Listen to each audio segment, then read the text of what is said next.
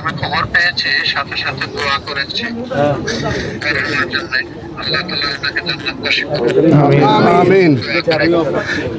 আর এই সুখ আপনাদেরকে আল্লাহ সহ্য করার জন্য সবার ইখতিয়ার করার তৌফিক দান করুন। আমিন আমিন।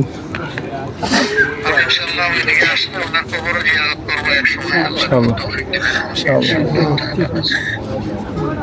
তখন আপনাদের সাথে আশা করি দেখা হবে। আল্লাহ তাআলা আপনাদেরকে এই প্রশ্ন প্রশমিত করে দিন এবং আল্লাহর দিনের জন্য আপনাদের এই ত্যাগকে আল্লাহ কবুল করুন। আমিন আমিন তার ছেলে আল্লাহ এলাকাকেও সম্মানিত করুন। আমিন। আমিন।